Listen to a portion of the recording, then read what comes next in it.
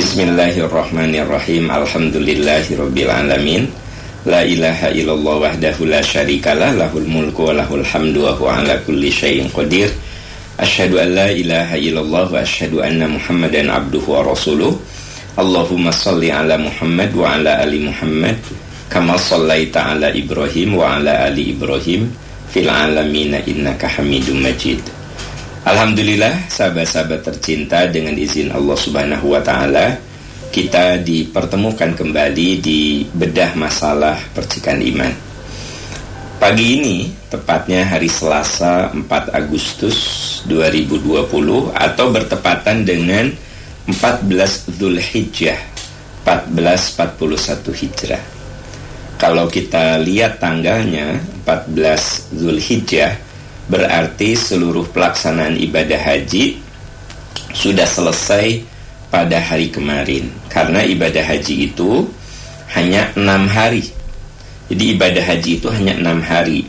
8 Zulhijjah, 9, 10, 11, 12, 13. Bahkan boleh 5 hari.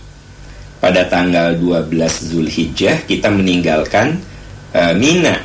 Itu yang kemudian disebut dengan nafar awal. Sementara kalau kita melakukannya sampai dengan tanggal 13 Dzulhijjah, itu namanya nafar tsani. Dua-duanya diperbolehkan. Kalau mau nafar awal silahkan, kalau mau nafar tsani silahkan. Hikmahnya adalah bisa dibayangkan ketika ibadah haji itu normal, ya, yang hadir di situ 2,5 juta sampai 3 juta, yang resminya 2,5 juta. Tapi boleh jadi digabung dengan petugas dan lain sebagainya, itu 3 juta. Nah, kalau semuanya harus keluar tanggal 13 Dzulhijjah, bisa dibayangkan tingkat kepadatannya luar biasa. Makanya Nabi SAW sudah membuat pernyataan yang sifatnya antisipatif. Kalau kita mau tanggal 12 Dzulhijjah keluar dari Makkah, faman ta'ajjala, di Quran dikatakan faman ta'ajjala, siapa yang bersegera keluar dari Mina sebelum maghrib sudah keluar dari Mina, itu namanya nafar awal. Tapi kalau kita lanjut sampai besoknya tanggal 13, itu namanya nafar tsani. Jadi ibadah haji itu boleh 5 hari, boleh 6 hari. Boleh sampai tanggal 12 Zulhijjah, dari 8 Zulhijjah, itu namanya nafar awal. Tapi kalau kita melakukannya sampai dengan tanggal 13 Zulhijjah, berarti 6 hari, ya. Nah, hari ini sudah tanggal 14 Zulhijjah. Berarti saudara-saudara kita yang melaksanakan ibadah haji sudah selesai. Bagi Bapak Ibu yang sudah berhaji, mudah-mudahan masih ingat bahwa ketika tanggal 14 itu kita sudah selesai melaksanakan ibadah haji. Bagi Bapak Ibu yang seharusnya tahun ini berangkat, bersabar, ya. Asa antakrahu syai'an, boleh jadi kamu tidak menyukai sesuatu, tapi itu akan baik untukmu.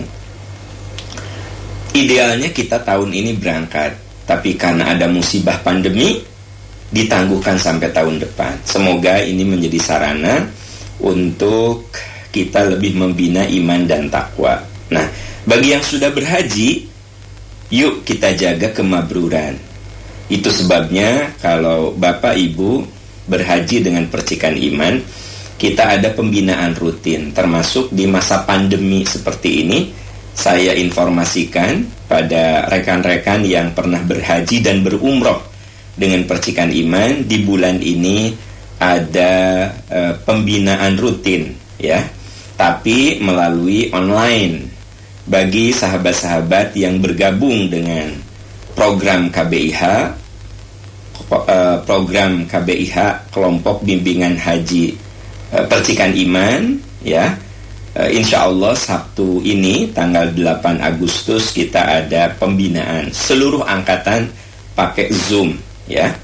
Nah, sementara minggu berikutnya tanggal 15 Agustus, minggu berikutnya itu untuk rekan-rekan alumni yang ikut di haji khusus ya. Nah, itu semua angkatan bisa ikut pakai Zoom ya. Dan pada tanggal 22 Agustusnya, ini program bulan ini pembinaan untuk alumni haji dan umroh. Nah, untuk tanggal 22-nya adalah alumni umroh ya. Jadi di Percikan Iman, apakah itu haji reguler, apakah itu haji khusus, apakah itu umroh, itu ada pembinaan rutin. Dan insya Allah di bulan Agustus ini ada pembinaan rutin melalui aplikasi Zoom ya. Saya informasikan bahwa tanggal 8 Agustus itu untuk haji reguler seluruh angkatan, untuk tanggal 2 untuk 8 Agustus haji reguler, untuk 15 Agustus haji khusus, dan untuk 22 Agustus itu alumni umroh. Nah, informasinya sahabat-sahabat alumni bisa lihat nanti di Instagram saya ya. Ya, itu mengenang karena saya berbicara 14 Zulhijjah. Jadi sekalian saya mengenang nikmat yang telah Allah berikan kepada Bapak Ibu yang pernah berhaji. Sekalian kita berterima kasih atas segala nikmat Allah dengan cara apa? Menjaga kemabruran melalui pembinaan yang rutin ya. Kenapa perlu dibina? Karena kata Nabi, al-hajjul mabrur laisa lahu jazaun illal jannah. Tidak ada imbalan bagi haji mabrur kecuali surga. Mabrur yang mana? Yang dipertahankan sampai mati. Catat. Jadi bukan yang 2 minggu, 3 minggu, yang dipertahankan sampai mati. Nah, itu yang disebut mabrur. Jadi kita kudu menjaganya. Itu sebabnya ada yang mabrurnya cuma 2 minggu ya. Selama 2 minggu berhijab, setelah itu balik lagi ke semula. Selama 3 minggu kelihatan insaf ya, setelah itu balik lagi ke jalan semula. Nah, itu bukan tanda mabrur. Mabrur itu adalah orang yang setelah pulang mengalami perubahan-perubahan ke arah yang lebih soleh. Nah, itu perlu dipertahankan, yaitu melalui pembinaan. Salah satunya adalah pembinaan rutin, termasuk juga Bapak Ibu ikut kajian-kajian rutin seperti yang yang kita fasilitasi dengan Al-Hikmah ya. Itu Al-Hikmah yang insya Allah akan dilaksanakan hari ini. Temanya aku ingin bercerita padamu, jam 1 siang, atau kalau nggak bisa jam 1 siang hari ini, besok ba'da Isya. Itu bagian dari pembinaan sebenarnya ya. Bapak Ibu, sahabat-sahabat tercinta, ini saya mulai dari cerita tentang haji untuk supaya sahabat-sahabat yang sudah oleh Allah diberi kepercayaan menjadi tamunya benar-benar bisa menjaga kemabruran itu. Sayang ya, wukuf yang hanya dilakukan 1 kali seumur hidup, melempar jumroh hanya dilakukan sekali seumur hidup, masa kita sia-siakan? Kalau umroh bisa kita berulang-ulang kalau ada rezekinya. Kalau haji, ya kalau bukan karunia Allah, kita paling 1 kali seumur hidup. Ya, hanya beberapa gelintir orang saja yang bisa berhaji tiap tahun karena Allah memberikan karunia-Nya. Tapi keumumannya orang itu berhaji seumur hidup 1 kali. Apalagi sekarang ini masa tunggunya sampai belasan tahun. Oleh karena itu, sahabat-sahabat tercinta, di awal bedah masalah ini saya mengingatkan diri saya dan kita semua untuk bersyukur kepada Allah atas karunia yang pernah diberikannya bagi teman-teman, sahabat-sahabat yang oleh Allah pernah dipanggil menjadi tamunya. Jagalah kemabruran, jagalah kemabruran, karena itu karunia Allah. Tak semua orang diberi karunia itu. Ya, kita memasuki pertanyaan pertama ya. Oke, kita lihat yang masuk ke saya. Kita akan bahas melalui, baik yang melalui email, melalui Instagram, fanspage ya. Saya gabung saja ya. Ya, Assalamualaikum Ustadz. Waalaikumsalam warahmatullahi wabarakatuh. Saya mahasiswa psikologi. Di salah satu mata kuliah saya terdapat pembahasan manfaat dari meditasi.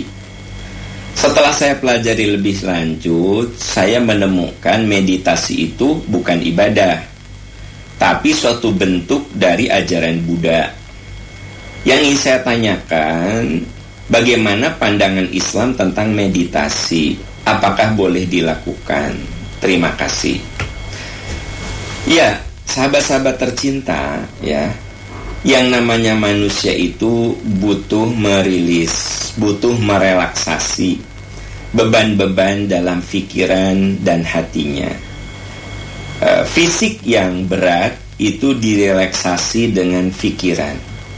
Makanya ada orang yang pekerjaannya fisiknya ringan, tapi dia kelihatan lelah sekali karena dia punya beban pekerjaan psikis dan intelektual yang berat. Nah, ada saat dimana tubuh kita, baik secara fisik, psikis, dan intelektual, butuh relaksasi, butuh merilis beban-beban dalam hidup. Nah, ini yang kemudian difasilitasi dengan meditasi.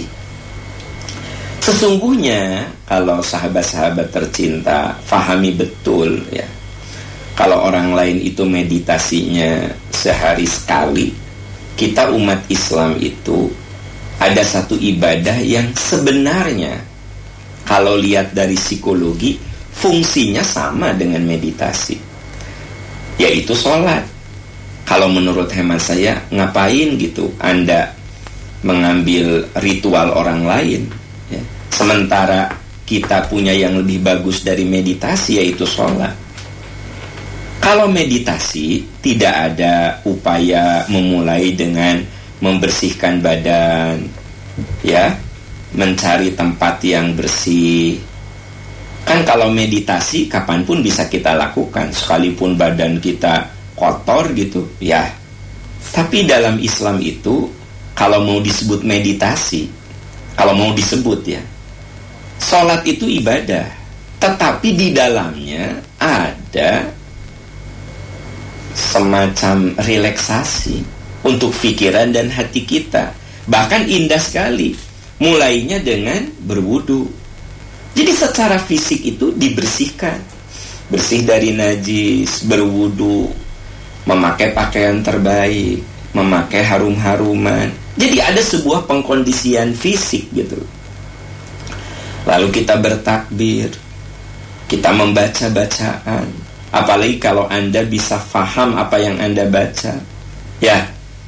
Jadi kalau menurut saya sih, untuk apa gitu Anda mengambil ritual orang lain meditasi, sementara Anda sebagai muslim punya yang lebih dahsyat dari meditasi? Sudah begitu apa? Sehari 5 kali.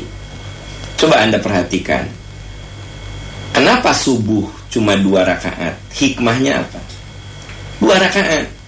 Karena beban psikis kita kan baru bangun. 2. Tapi begitu duhur Anda lakukan 4. Karena dari pagi sampai jam 12 siang, beban fisik, beban psikis, beban emosional, beban emosi, ya, psikis, beban intelektual itu lebih berat daripada bangun tidur. Bangun tidur kan relatif ringan. Beban psikis kita 2 rakaat. Nih kalau kita bicara hikmah, ya, hikmah 2 rakaat. Tapi begitu Anda duhur 4. Kenapa? Karena beban fisik, psikis, intelektual Anda lebih berat. 4. Setelah itu asar dikasih 4 lagi. Karena itu masih bebannya berat gitu loh. Iya enggak? Nah, maghrib dikasih 3. Itu sudah mulai nurun. Closingnya Isya 4 rakaat. Makanya sunnah setelah Isya itu kita bersegera tidur. Sunnahnya Nabi itu suka menyegerakan tidur setelah sholat Isya. Jadi tidak ada ngobrol-ngobrol lagi. Setelah sholat isya tidur. Dan beliau bangun lebih awal. Nah, kalau kita lihat dari segi ritmenya saja, itu sudah menggambarkan di antara hikmah sholat adalah meringankan beban-beban psikis dan intelektual serta fisik. Jadi kalau menurut hemat saya, tidak perlulah Anda melakukan meditasi yang hanya sehari sekali. Kenapa tidak Anda isi dengan duha saja kalau pagi-pagi itu? Begitu nyampe di kantor, coba Anda duha. Ya enggak? Kalau Anda datang sebelum jam kantor, makanya kalau mau duha di kantor, datangnya kudu sebelum jam kantor. Kalau jam kantor jam 8 mulainya, setengah 8 Anda sudah di kantor, duha dulu, tadarus dulu, baca Quran. Setengah jam kan lumayan waktu. Kalau Anda mulai kantor jam 8, jangan salah, tidak boleh Anda misalnya jam 8 kerja, jam 8 Anda tahajud, jam 8 Anda baca Quran. Nah, itu artinya Anda tidak proporsional. Jadi kalau Anda masuk jam 8, setengah 8 udah nyampe di kantor, silahkan duha, ya, baca Quran. Bukankah itu lebih dahsyat dari sebuah meditasi gitu? Jadi saudara-saudaraku sekalian, kita jangan terkagum dengan apa yang dilakukan orang, padahal yang diajarkan Islam itu lebih dahsyat, lebih hebat.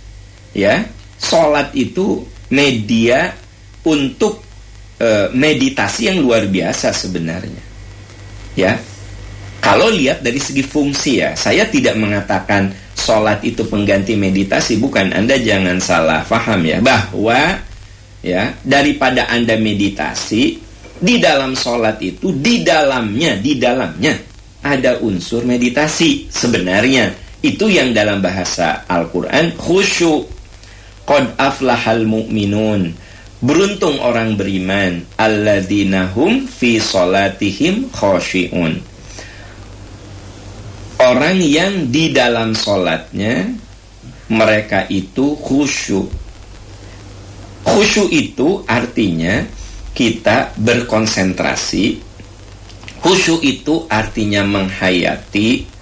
Khusyuk itu artinya kita rileks secara psikis dan intelektual, fokus pada apa yang kita baca. Bukankah itu lebih tinggi dari sebuah meditasi? Gitu. Wallahu a'lam bishawab. Ya. Iya. Assalamualaikum Ustaz. Waalaikumsalam. Apabila kita mimpi junub, kan harus mandi besar. Yang ingin saya tanyakan, apakah termasuk berzina kalau mimpi basah? Karena kan kita bermimpi hubungan intim bukan dengan pasangan yang sah. Saya belum menikah.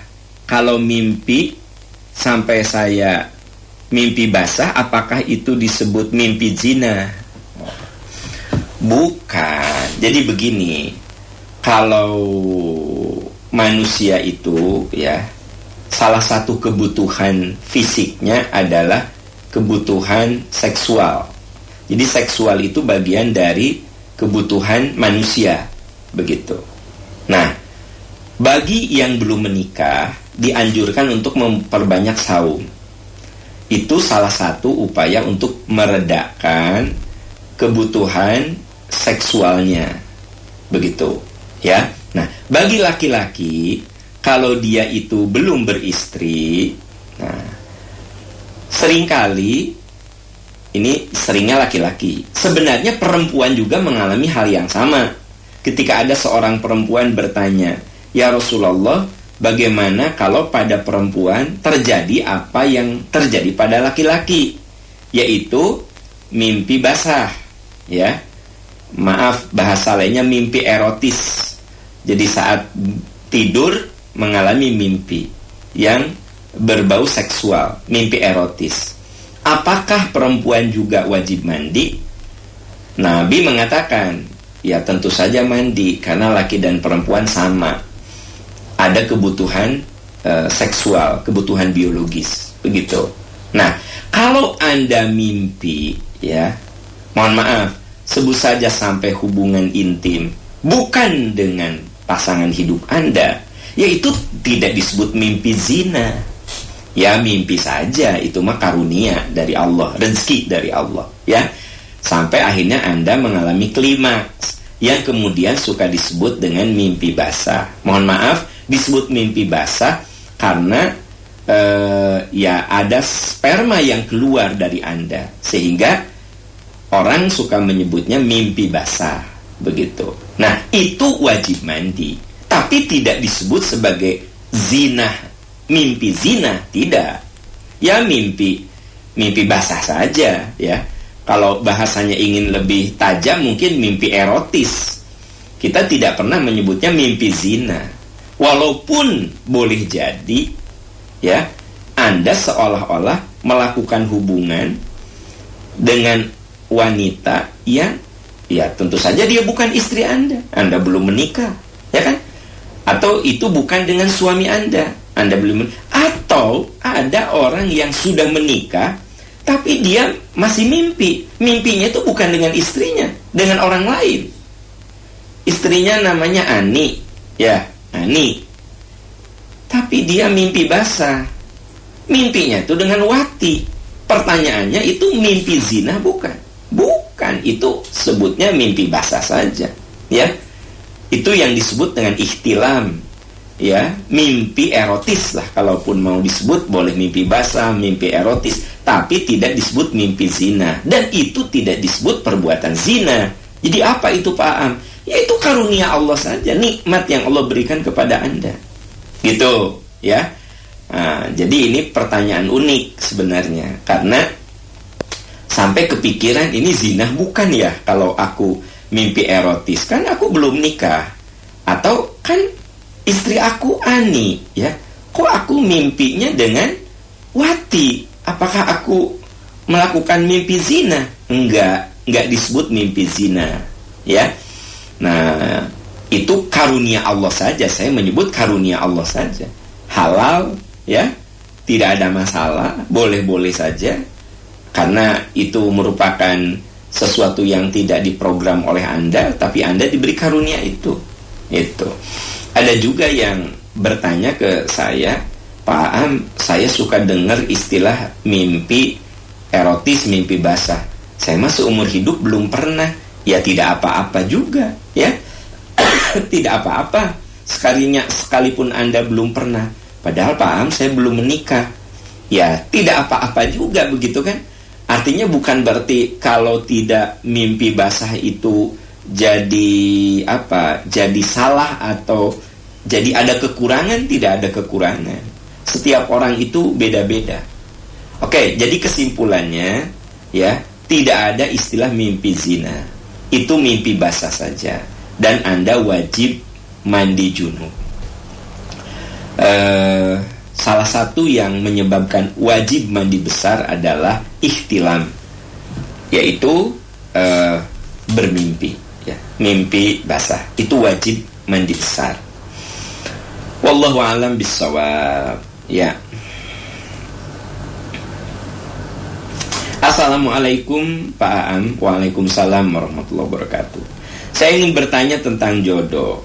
Apakah jodoh bisa Allah tunjukkan lewat mimpi? Pertemuan lewat FB adalah apakah salah satu cara mencari jodoh? Ya. Oke, pertama, apa yang Anda mimpikan ya belum tentu itu jodoh Anda. Ya, mungkin Anda suka sama seseorang sampai muncul dalam mimpi Anda. Jadi mimpi itu ada 3. Satu, ada mimpi yang menyenangkan, ya. Kalau Anda mimpi yang menyenangkan, ya bersyukur kepada Allah. Ya namanya juga menyenangkan kan, gitu. Terus yang kedua, ada mimpi yang menakutkan, yang mengerikan, yang mengkhawatirkan. Kita berlindung diri kepada Allah dari mimpi buruk. Dan kita tidak boleh menceritakannya. Kalau Anda mimpi yang mengerikan, itu sebenarnya tidak boleh diceritakan. Kalau dalam hadis Sahih Bukhari, kalau mimpi baik kita boleh ceritakan. Kita berterima kasih kepada Allah sudah diberi mimpi yang baik, ya. Nah, yang menyenangkan, termasuk pertanyaan tadi tentang mimpi basah, mimpi erotis, itu kan mimpi yang menyenangkan. Anda bersyukur kepada Allah.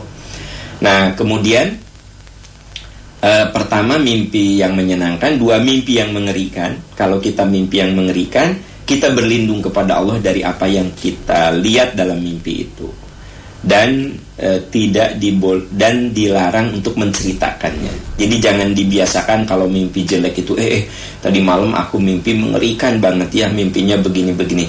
Jangan Anda ceritakan, tapi Anda berlindung diri kepada Allah, karena jin yang kafir, jin yang jahat, setan itu, kata Nabi, bisa masuk lewat mimpi kamu. Kalau kita mimpi buruk lalu kita ceritakan, nah jin yang masuk lewat mimpi itu seneng gitu loh. Kata jin teh, aku tadi dibahas loh sama orang itu. Nah, makanya jangan sampai kalau mimpi buruk itu kita ceritakan, ya, nggak usah kita ceritakan. Nah, yang ketiga adalah mimpi yang boleh jadi orang sebut sebagai bunga tidur, ya, suatu hasrat yang ada dalam hati Anda, dalam pikiran Anda. Kemudian saat Anda tidur, dia itu naik ke permukaan, ya, dalam ke permukaan memori Anda, sehingga terjadilah mimpi. Nah, boleh jadi dalam hati kecil Anda ada hasrat kepada si A. Ada hasrat, baik Anda sadari atau tidak sadari. Ada rasa suka, ada rasa simpati. Nah, dia muncul. Jadi sebenarnya itu mimpi, sebut sajalah seperti bunga tidur, orang bilang. Itu sebabnya mimpi tidak bisa dijadikan ukuran bahwa dia jodoh kita. Nggak bisa. Wah, saya mimpi ya ketemu dengan Wawan, kayaknya dia bakal jadi suami saya. Nggak boleh begitu. Nggak usah Anda tafsirkan, ya itu mimpi aja ketemu dengan Wawan, gitu ya. Nah, Anda mimpi, aduh, kenapa ya saya mimpi dengan Fatimah, gitu. Jangan-jangan itu teh jodoh saya. Nggak usah Anda pakai menafsirkan Fatimah bakal jadi jodoh Anda. Ya udah saja, itu memimpi sebagai bentuk bunga tidur. Ya kan? Gitu. Jadi intinya, apa yang Anda impikan itu bukan tanda jodoh Anda. Paham? Bagaimana itu? Kalau orang istikharah, katanya lewat mimpi. Saya ingin tegaskan, tidak ada dalil yang mengatakan bahwa jawaban istikharah itu lewat mimpi. Nggak ada dalil. Ya, coba tunjukkan mana dalilnya. Nah, istikharah itu jawabannya yakin. Makanya di dalam hadis dikatakan, kalau kamu ingin memutuskan sesuatu yang penting dalam hidupmu, maka mintalah kepada Allah yang terbaik. Ya, makanya doa istikharah itu, Allahumma inni astakhiruka bi'ilmika. Ya Allah, aku mohon pilihan terbaik berdasarkan ilmu Engkau yang maha luas. Engkau maha tahu, aku tidak tahu. Ya Allah, kalau yang jadi pilihan ini adalah baik untuk saya, baik untuk dunia saya, baik untuk akhirat saya, berikan dan mudahkan. Tapi kalau apa yang saya akan pilih ini sekiranya nanti akan jadi keburukan saya, dunia dan akhirat saya akan buruk dengan pilihan ini, ya Allah jauhkan. Dan ya Rob, beri ganti dengan yang lebih bagus. Dan beri saya keridoan atas apa yang Engkau gantikan itu. Kan itu istikharah. Nah, dari situ muncullah keyakinan. Mana? Ambil atau tinggalkan. Jadi tidak ada dalil bahwa jawaban istikharah itu mimpi. Apalagi diistikharahkan orang lain yang memimpikan. Itu lebih-lebih lagi. Tidak ada dalilnya. Mama istikharahkan ya Neng ya, gitu loh. Kata ibunya, Neng, mama teh udah istikharah tapi nggak mimpi-mimpi. Dan memang jawaban istikharah mah bukan mimpi, saudara-saudara sekalian. Saya juga nggak ngerti dalilnya dari mana. Ya, orang bilang bahwa jawaban istikharah itu mimpi. Keterangannya dari mana? Saya baca hadis-hadis tentang istikharah, tidak ada tuh yang mengatakan jawabannya lewat mimpi. Ada yang bilang Nabi Ibrahim mendapatkan wahyu lewat mimpi, ya itu maka nabi gitu kan. Dan itu kan bukan istikharah. Nabi Ibrahim kan tidak istikharah. Beliau dapat perintah untuk menyembelih anaknya. Makanya Nabi Ibrahim mengatakan, ya bunayya inni ara fil manami anni azbahuka fandur madza tara. Wahai anakku, tadi malam ayah bermimpi. Nah, bermimpi di situ bukan istikharah, tapi beliau menerima wahyu. Karena sahabat-sahabat tercinta, salah satu media Nabi itu menerima wahyu lewat mimpi. Ya, jadi mimpi bagi seorang nabi itu adalah cara beliau menerima wahyu. Jadi jangan dianalogikan bahwa jawaban istikharah itu lewat mimpi karena Nabi Ibrahim juga mimpi. Ini nggak nyambung. Analogi yang dipaksakan. Ini analogi yang tidak logik gitu. Dalilnya itu nggak nyambung gitu. Di mana benang merah logikanya itu nggak ada. Ini mah cocokologi, dicocok-cocokkan. Nabi Yusuf kan juga mimpi. Itu mukjizat Nabi Yusuf. Dan itu kan Nabi Yusuf ceritanya bukan istikharah, ya nggak? Beliau mampu menafsirkan mimpi. Nabi Yusufnya ya tidak mimpi. Yang mimpi itu raja, lalu ditafsirkan oleh Nabi Yusuf. Jadi kalau ada orang yang cocokologi memaksa-maksakan bahwa jawaban istikharah itu lewat mimpi seperti Nabi Yusuf, Nabi Ibrahim, menurut saya itu tidak ada benang merah logikanya di situ. Tidak ada. Kalau Nabi Ibrahim itu beliau menerima wahyu lewat mimpi. Makanya saya bilang, Nabi Ibrahim mengatakan, ya bunayya inni ara fil manami anni azbahuka. Wahai anakku sayang, tadi malam ayah menerima wahyu, ayah harus menyembelihmu. Menerima wahyu, aku bermimpi tadi malam, aku menyembelihmu. Fandur madza tara. Bagaimana pendapatmu?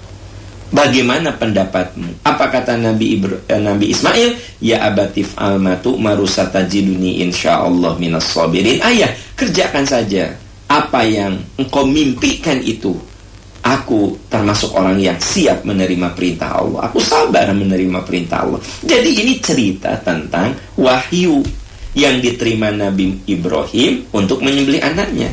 Kalau Nabi Yusuf, beliau tidak bermimpi, beliau menafsirkan mimpi sang raja. Gitu. Balik lagi ke yang tadi. Jadi yang namanya istikharah itu jawabannya bukan mimpi. Jawabannya Anda yakin atau tidak.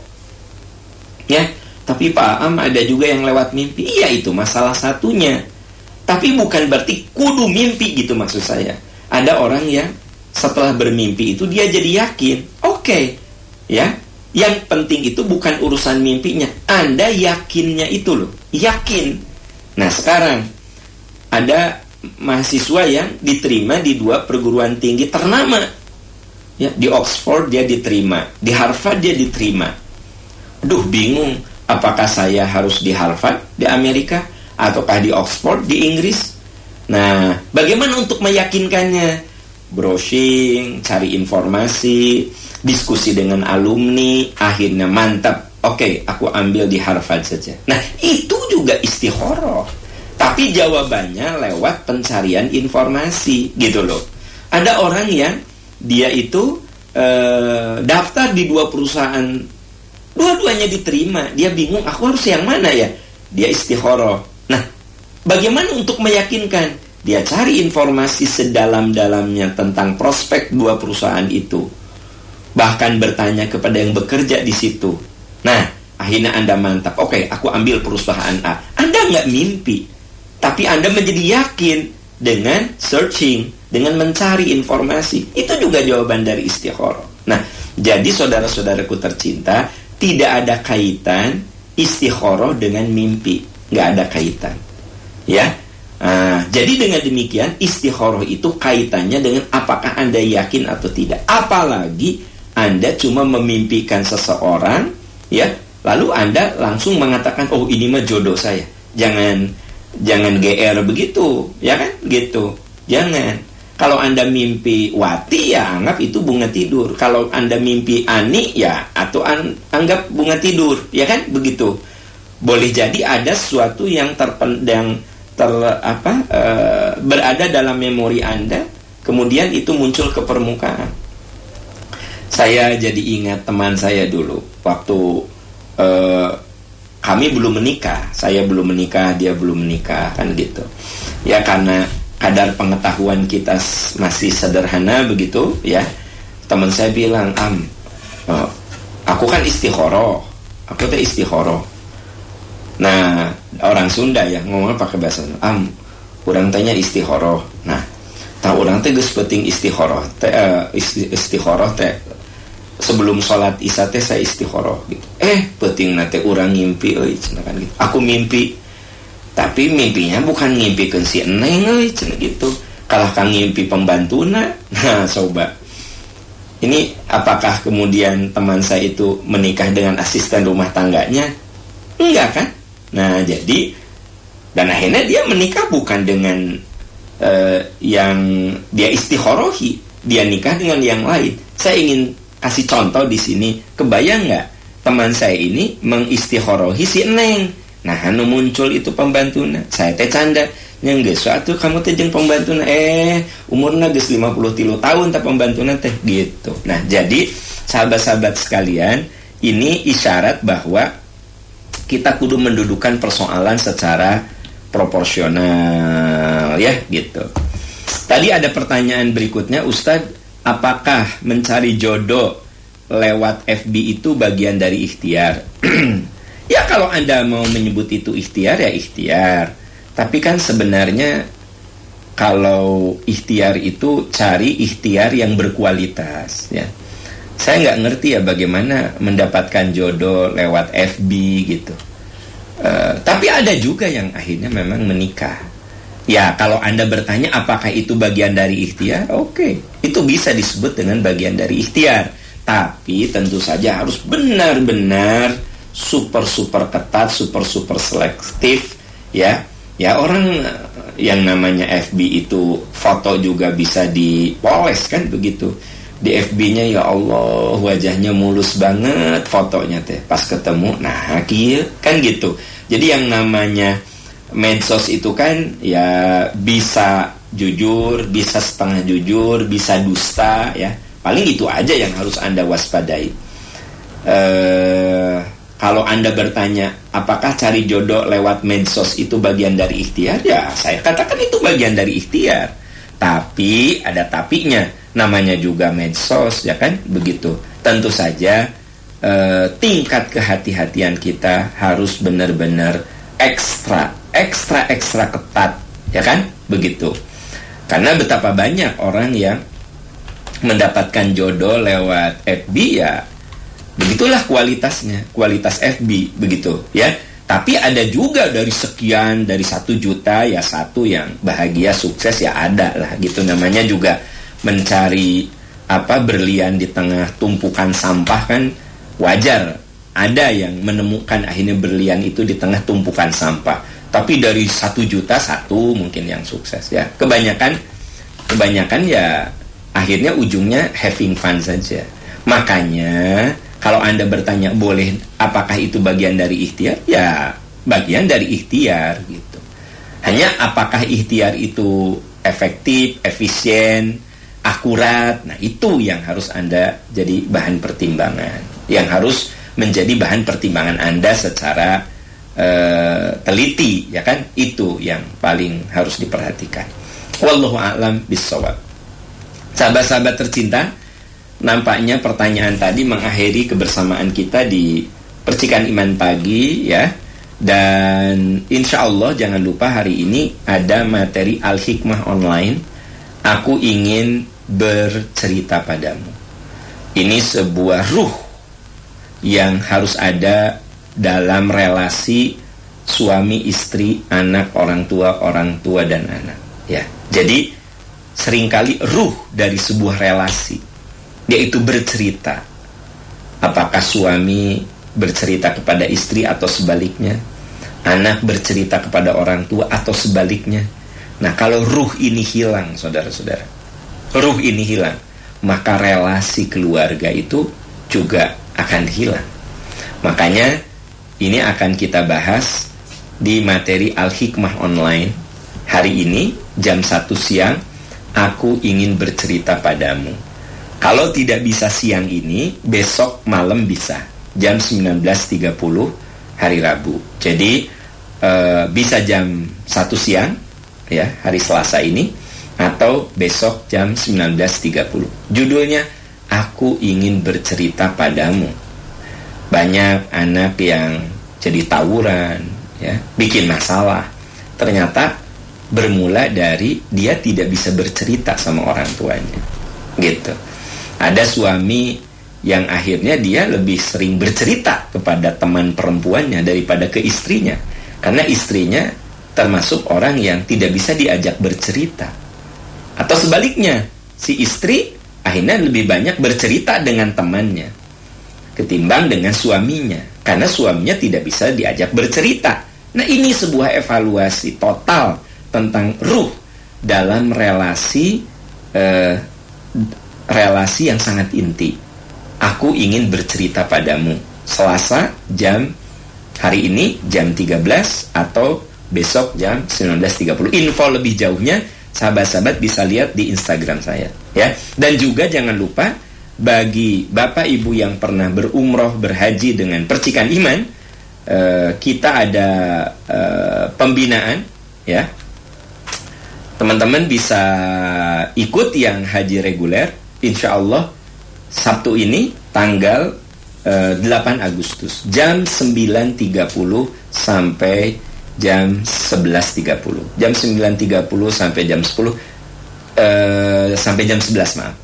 9.30 sampai jam 1 jam setengah lah untuk silaturahmi ya kan, dengan teman-teman yang dulu sama-sama oleh Allah diberi nikmat untuk berhaji. Nah, untuk Sabtu ini yang reguler dulu. Kemudian Sabtu berikutnya 15 Agustus untuk yang khusus, dan Sabtu berikutnya tanggal 22 Agustus itu untuk yang alumni umroh ya. Informasi lebih detail sahabat-sahabat tercinta lihat di Instagram saya. Insyaallah di situ jelas informasinya.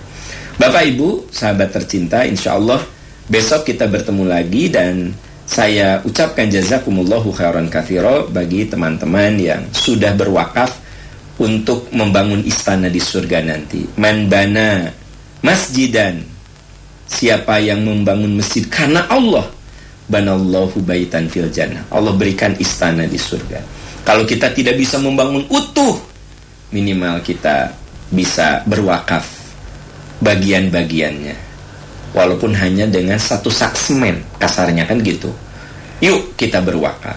Sahabat-sahabat silahkan menjadi orang yang cerdas. Kita beramal, tapi sampai kiamat amalan itu ngalir terus, yaitu dengan wakaf. Anda bisa transfer ke Bank Mandiri 13.910.5008, 13.910.5008 Bank Mandiri, atau Bank Syariah Mandiri 7.979.068. Kemudian bagi sahabat-sahabat yang ingin keluarganya berkah, usahanya berkah, umurnya berkah, nah ini jalurnya melalui infak dan sedekah. Jadi gini, kalau ingin beramal yang abadi, nah, niatnya wakaf. Tapi kalau ingin membuat yang sekarang ini berkah, anak-anak baik-baik saja, soleh-soleh saja, suami juga lurus-lurus saja, istri juga ya alhamdulillah. Nah, itu melalui infak. Itu dipupuknya dengan infak dan sedekah ya. Anda bisa transfer ke nomor rekening 13.054.54.1100. Nawaitunya infak dan sedekah. Untuk Bank Mandiri 13.054.54.1100. Nawaitunya infak dan sedekah. Kalau nawaitunya wakaf 13.910.5008 Bank Mandiri ya. Bapak Ibu, sahabat-sahabat tercinta, demikian pertemuan kita pada pagi ini ya. Dan insya Allah nanti bertemu lagi. Dan jangan lupa untuk rekan-rekan, ibu, bapak, jamaah KII juga bertemu saya hari ini jam 9. Jangan lupa ya, jam 9 kita bertemu lewat Zoom untuk jamaah kajian Islam intensif. Temanya adalah tentang berbagi.